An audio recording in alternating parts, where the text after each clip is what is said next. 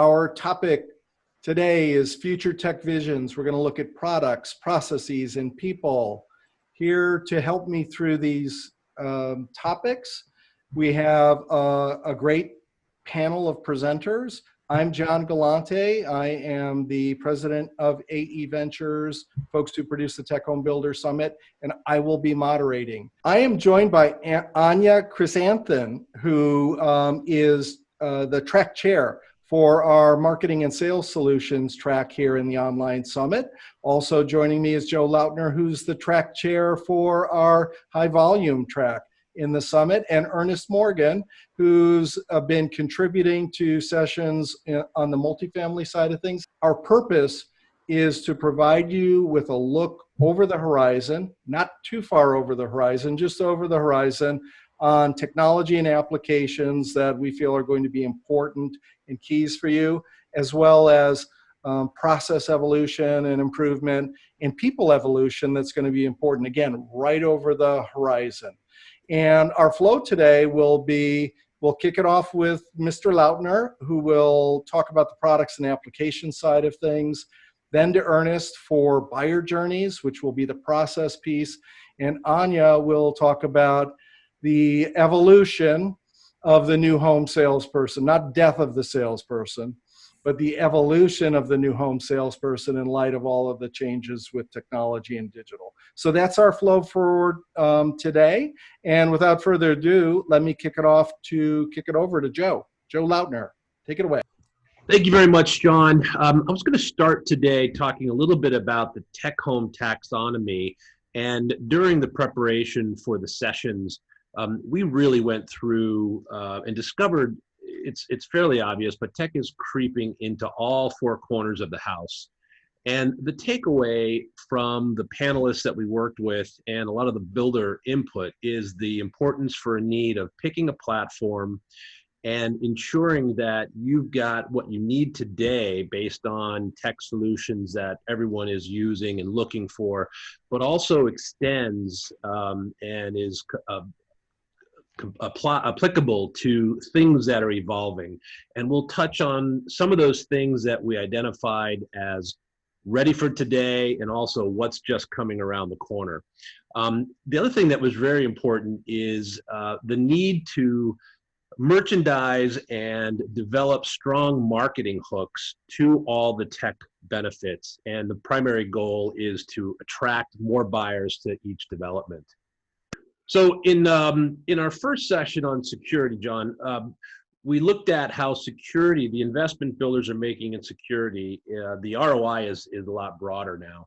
The first thing that we're using technology for is to help manage and protect the job site. That's everything from building materials to letting contractors in and out with the same door lock that ends up being a homeowner amenity. The second thing is protecting people. So sales agents, for example, that go out into a remote site, visiting a potential buyer, they don't know who they are. The surveillance technology is there to help protect them, give them a little peace of mind. And then, of course, unattended showings. We've seen a big lift in that, and technology is able to allow people to go into a spec home or a model, or to look and review and get through it. You can let them in, you can let them out. A lot of technology helping there. And lastly, all those features are bundled into homeowner amenities that help give convenience, comfort, peace of mind to the home buyer. So really interesting way to leverage technology across those three areas. We touched a little bit on cybersecurity. That's both sensors and two-way encrypted security sensors, surveillance and new technology to prevent hacking or getting involved in or hacking into video streams. And then we also talked about network security. So the more that builders get involved in putting in networks in the house, it's very important to also think about the security there. So if you're going to put a network in, put a secure network in. Same thing to protect homeowner data. There's other benefits there. All marketable benefits when you're trying to attract new buyers. And then some things that are just around the corner. Artificial intelligence, touching a lot of areas, helping home personalization for events, user-defined security activities, and the reduction of false alarms, all things that are very important and can ultimately save the homeowner money as well.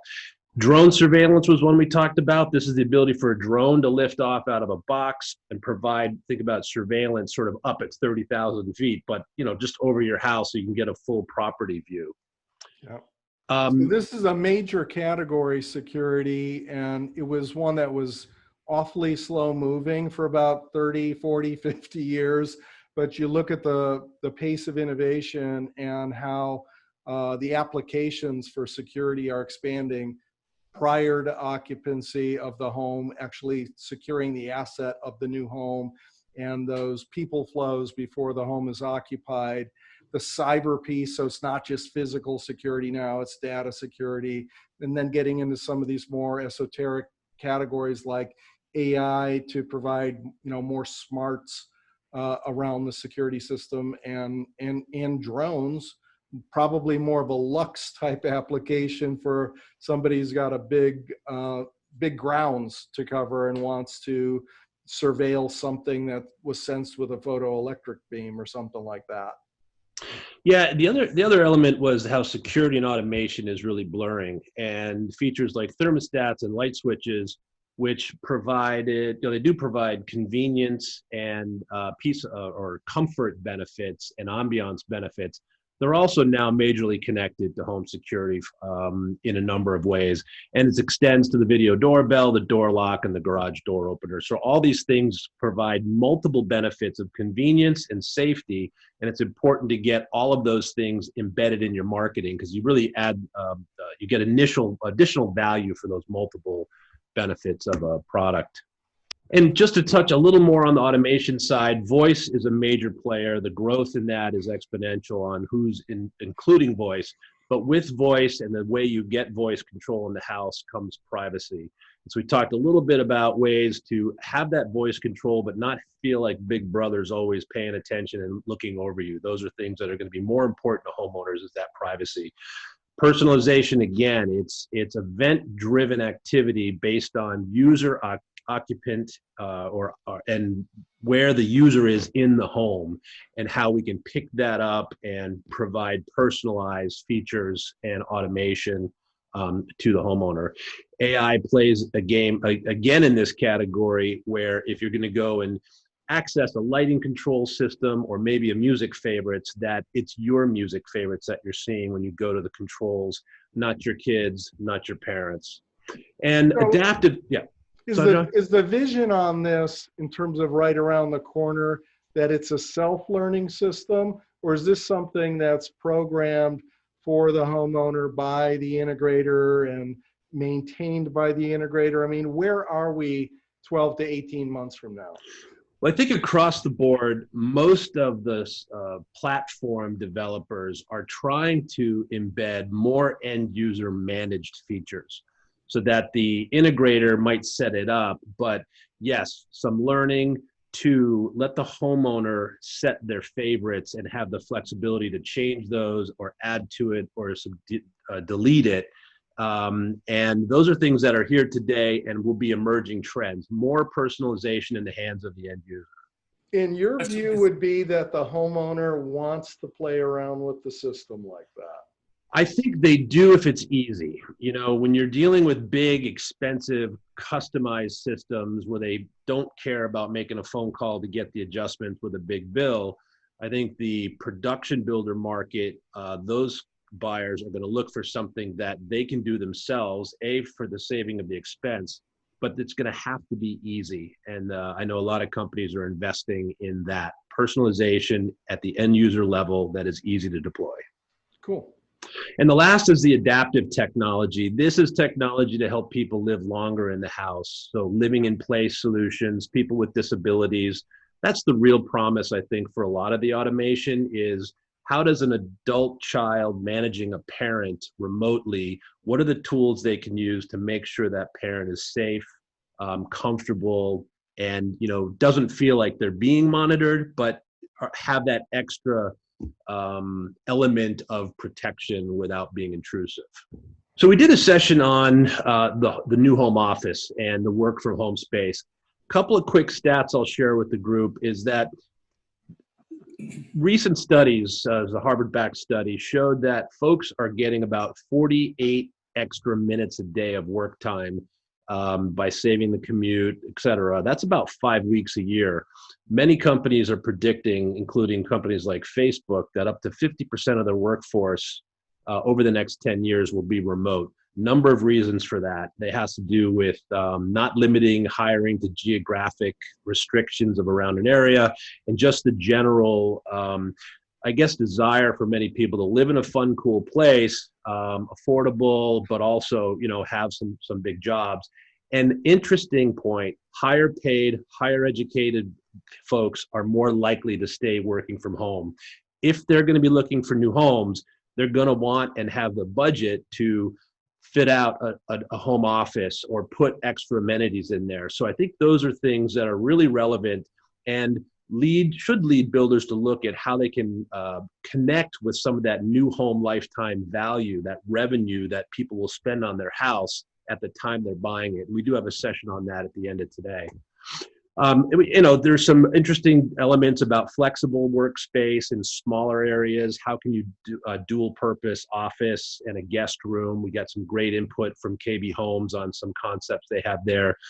And all the typical considerations, importance of networks, light and video considerations, workspace, and ergonomics. If you're working from home, there are a lot of built-in ergonomic desks that can be sold as a installed or a permanent structure that give people ergonomics and a home office. So, this is really a new experience that's being sold in many ways. Yeah, we've had home offices built into new homes for a long time, but the home office of today, kind of a broadcast studio almost with maybe needs to be flexed to entertainment consumption as well. It's kind of a whole new ball game. And what I would say is it seems like there are a lot of ingredients in place right now, but there's still a lot of storming and forming to come up with the winning application. So I think we're going to be experimenting for 6 to 9 months before we find where the winners are on this. Yeah, I often use the term, if you present ingredients, you're not really telling a story. If you present the meal, which is what you get, a usable space that fits a purpose, there's a lot of opportunities for builders to present those meals. We're also seeing the traditional features like, whole house audio. That can provide white noise for a work and home experience if the person working at home is a doctor or a psychologist where, privacy is an issue. So there's a lot of ways to add additional benefits and value proposition to the things you're putting into the home with new ways to leverage it. Right, and I would just say on the multifamily companies listening, we are tackling this topic for shared spaces in multifamily as well, including sound masking and such. So we developed 5 questions. I guess it's an internal look that builders can ask themselves and help measure where they are with their overall tech home strategy, and if they need to enhance it based on how you answer these questions. So the 5 questions quickly. Do all your customer-facing teams know your strategic intent? Strategic intent meaning why you're offering technology, what are your goals and purposes for including technology in your development?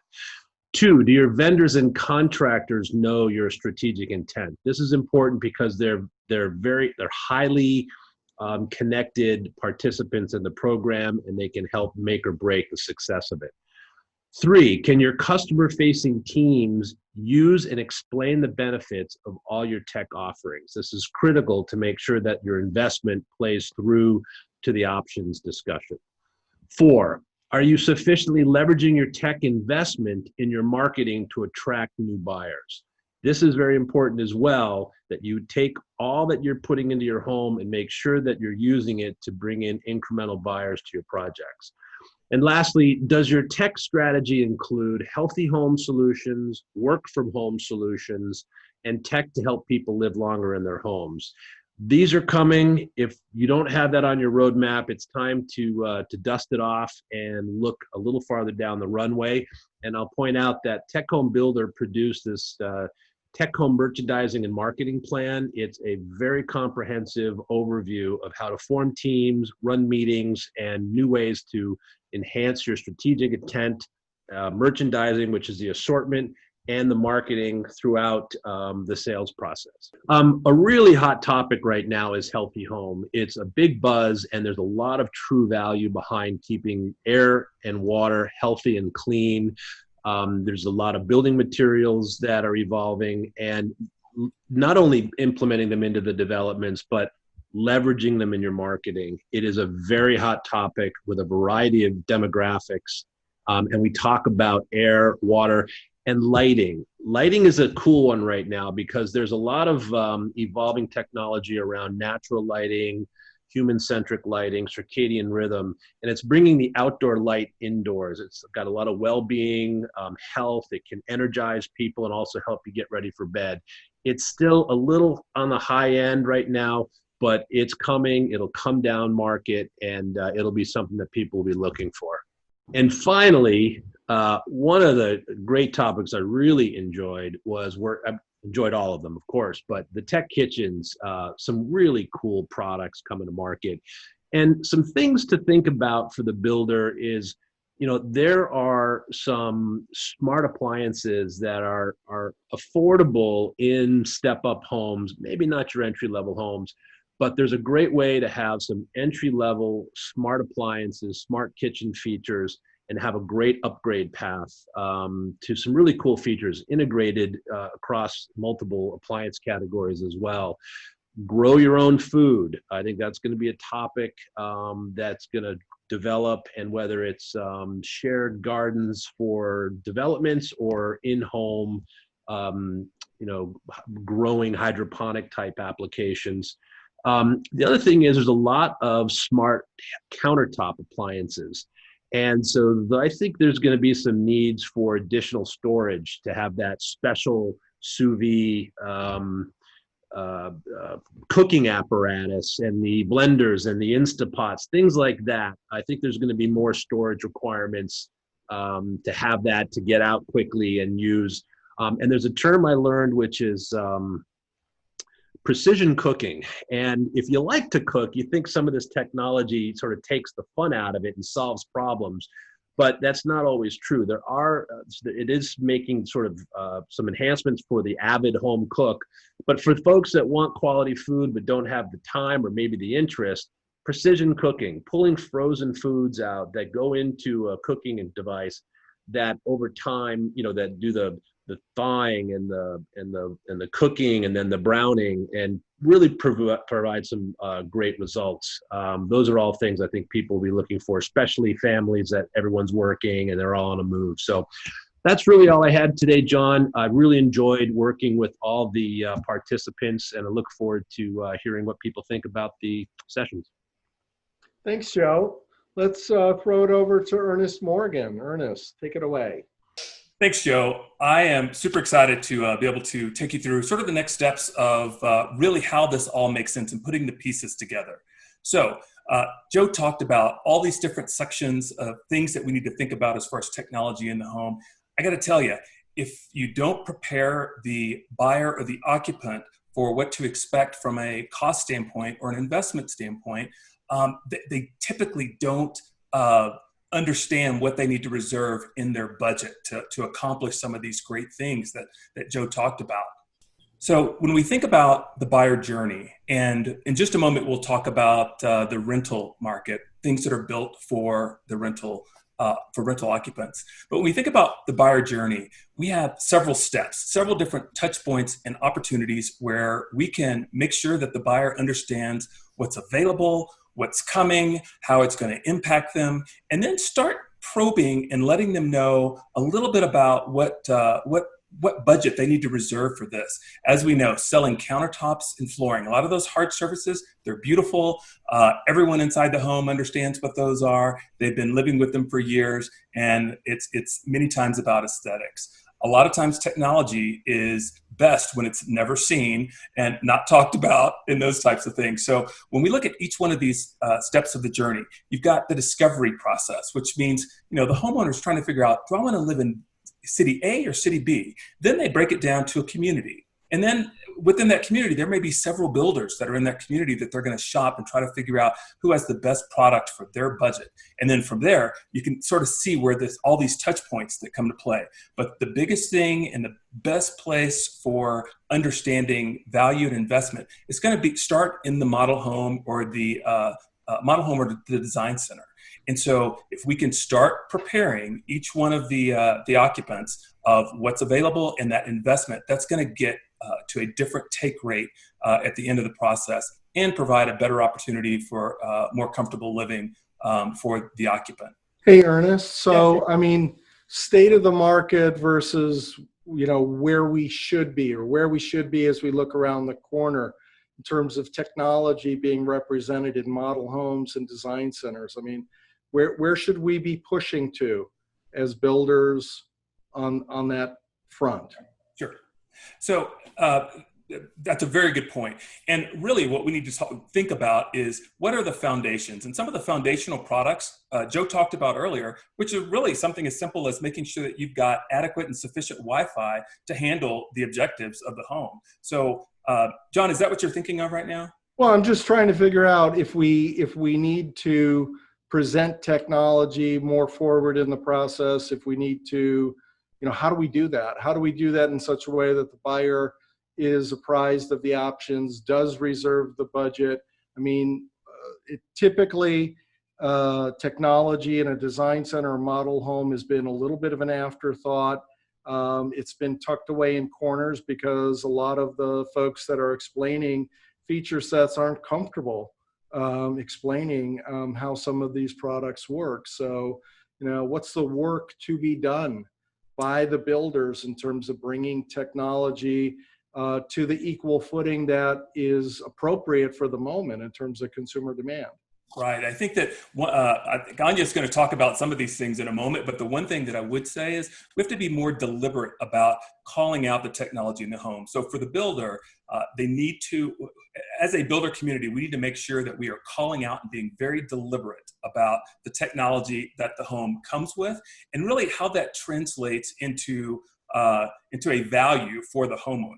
So for instance, there are some builders that will have a single button that actually will start doing a display and walking a buyer through an immersive experience within that model home. So they'll start turning on lights and they'll start turning on different smart devices inside the home that a buyer could relate to. For instance, closing the blinds and such. So macros that are demonstrating the products as integrated with an overall tour of the home.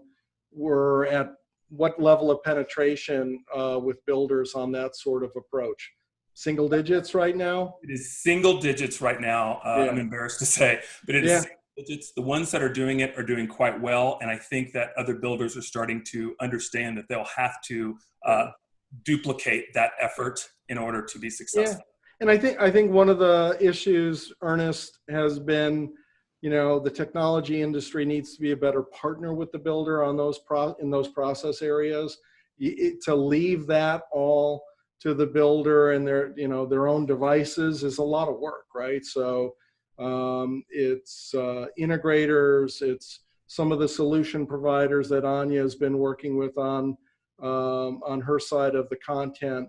There are more hands that need to come into this in order to do it the right way in a compelling way, right? And we need to make sure that we as a community understand that a builder has a finished product that they're providing to a homeowner or an occupant. And technology is a component. It is an ingredient of that home. The last thing that we want to do as an industry is delay a closing or have a callback of any sort following move-in date.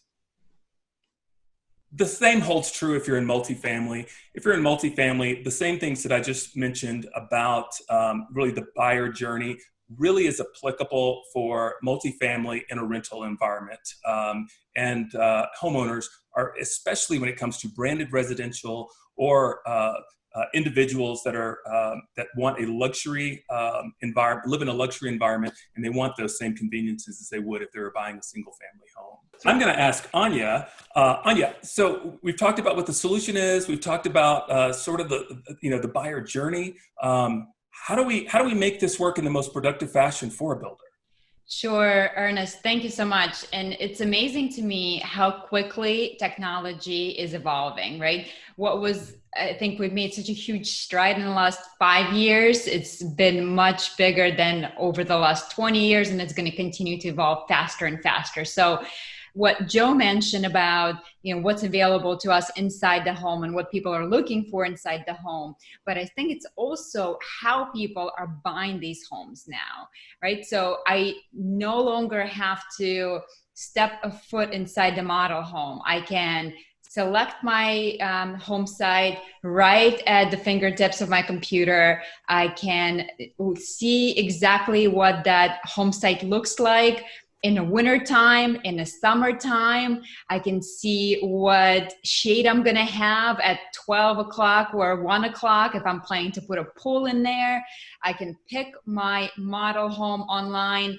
I can choose every single option inside that model home. I can even sign my contract electronically, and I can certainly do everything from the comfort of my own home. So that leaves us with the big question. Now, if we can do all those things online, am I obsolete as a salesperson? So to answer that question is, I don't think that we're going to be obsolete as salespeople, but I do think that in order for salespeople to be relevant, we have to adapt the technology that's available to us.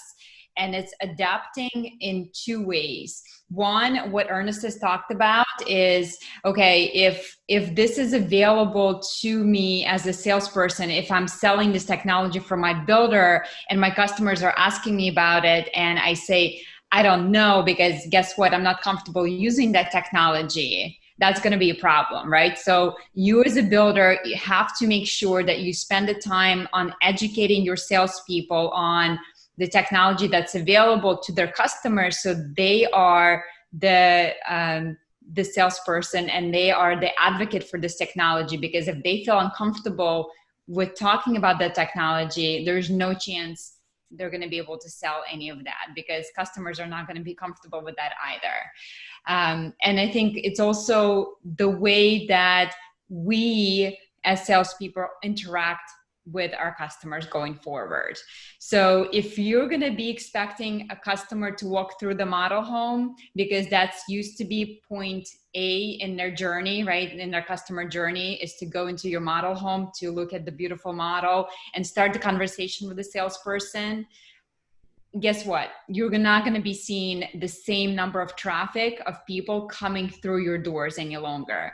Zillow just did a study post-pandemic, and they found out that customers are comfortable using technology to view virtual tours online. And not only they're comfortable, they actually want to do that going forward. So as a result of the pandemic, it only going to accelerate this process of fewer and fewer people walking through your model home, and instead they're going to meet your salespeople where they are, which is online. So what does that mean for the future of the salesperson? That means your salespeople will need to adapt this technology and, again, meet your customers where they are. And it's most likely starting online.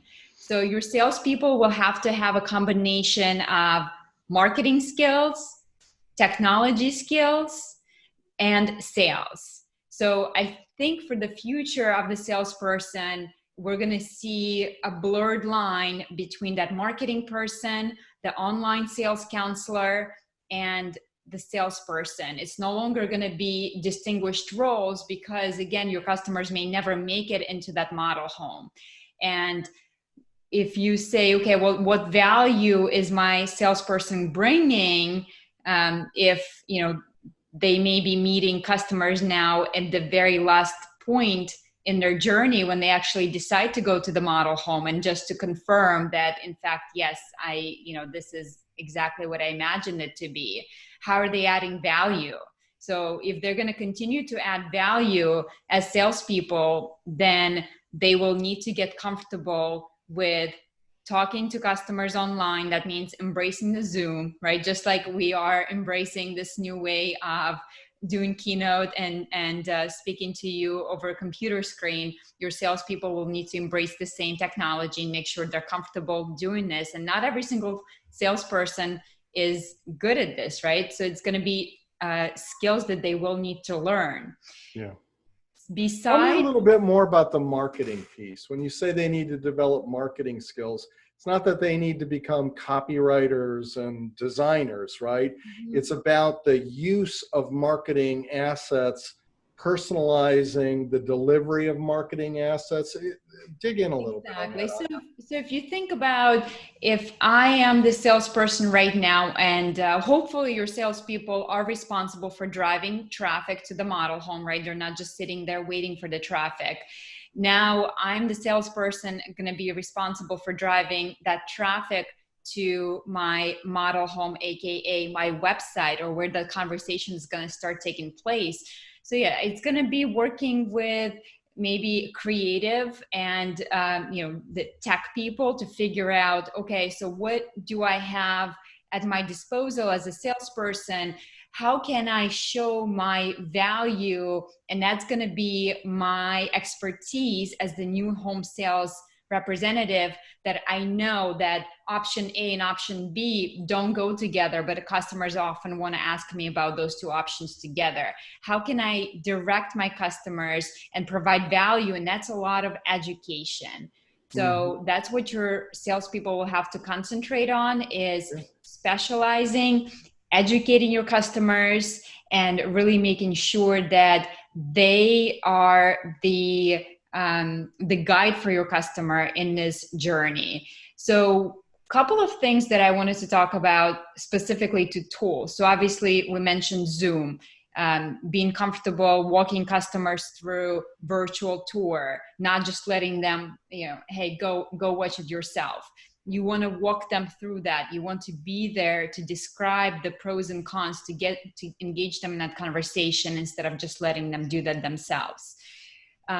Now we're going to be you want to be really good at that, right? Not like we've gone through this session with a lot of, technical challenges along the way. You want it to be really smooth as you take people through this, right? So you got to be as smooth on this new platform as you were in person, right? Absolutely. And that's going to be something that, again, over time, your salespeople will develop those skills, but that means you need to invest in teaching your salespeople how to be good on Zoom, how can I, provide same experience to my customers as they were used to in-person experience, so that it still feels warm and fuzzy to my customers. Right. So that's going to be very important. One of the really important things that your salespeople will need to be on top of is follow-up, because think about how many customers we can see in person, and it's easier to remember customers and their stories when you're interacting in person and you're really spending that time in person. But now it's going to be done virtually. You're going to have a lot more appointments coming at you virtually. You're going to interact with a lot more people virtually, and it's going to be difficult to remember those stories, every single story. So you're going to need to invest in an excellent CRM system that's easy to work, that will allow your salespeople, instead of wasting time entering information, it's going to be smart CRM system that will help them sell homes, remember the information, and be able to use that information with their customers.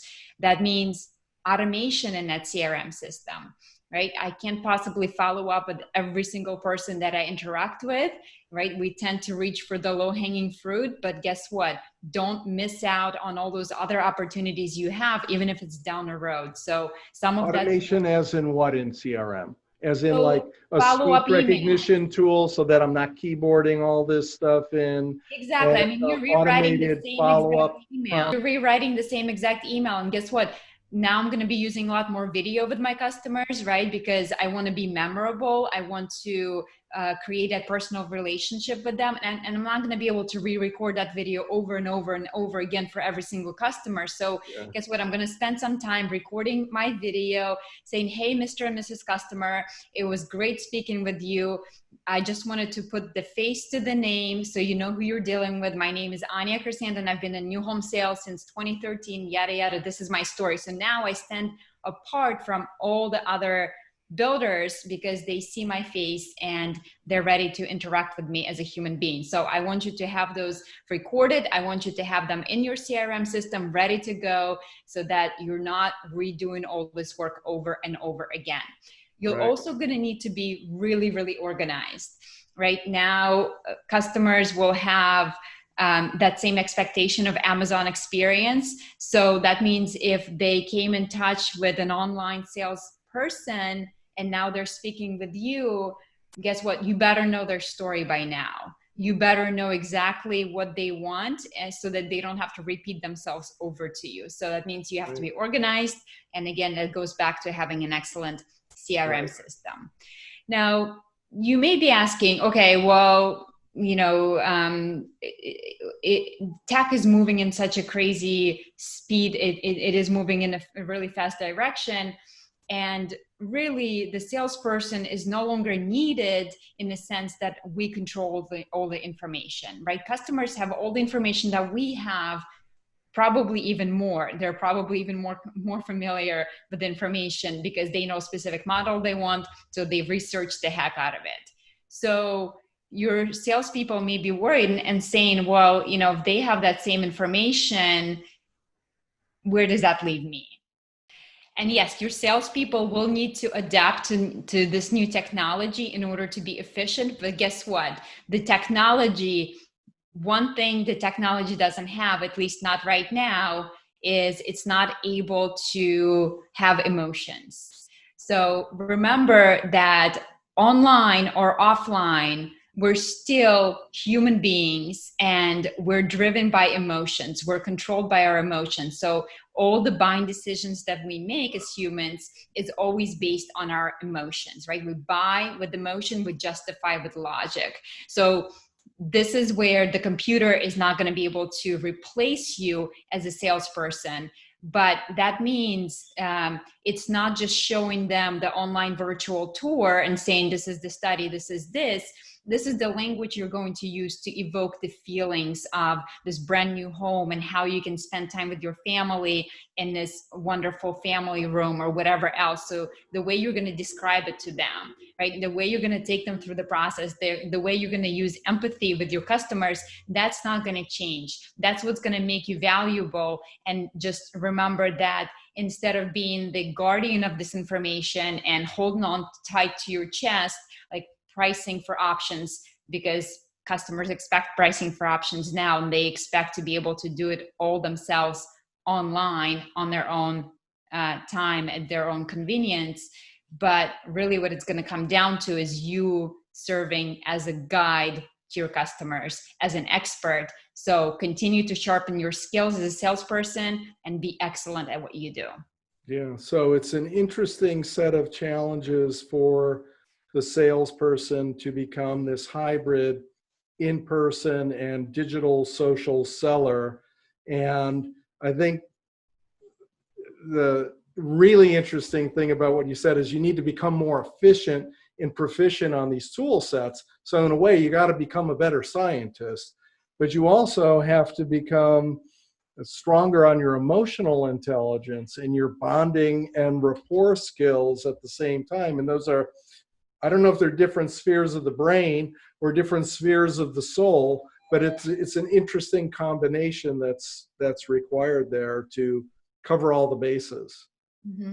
And it's really no different from, think back in a day, the stereotypical salesperson, the used car salesman. Obviously that doesn't work anymore. So now we're kind of like in the next leap of what the future salesperson is going to look like. Yeah. And we're going to need to learn some new skills. And in the beginning, it's going to be challenging because none of us are used to it. None of our customers are used to it. So we're all in this together. But in the end, it's going to be that hybrid, and you're going to have to be comfortable with technology. You're going to have to be comfortable with marketing, selling. It's not easy, but that's why they make the big bucks, right? And I know you frame this as advice to the sales practitioner, but this isn't about preserving jobs, versus automation. This is really about having the total package as a builder. You have to change skill sets and approach, but you really need both pieces to have full effectiveness. If you were going to go with just one or the other, you're not going to have the same results, right? Absolutely. It's about meeting customers where they are and doing business on customers' terms. And we see that customers are comfortable now being online. So if they are comfortable online, this is where we have to interact with them. But if for some reason that customer wants to go and see that model home, I have to be able to meet them and still be the shining new home sales star, whether on the screen or in person with my customer.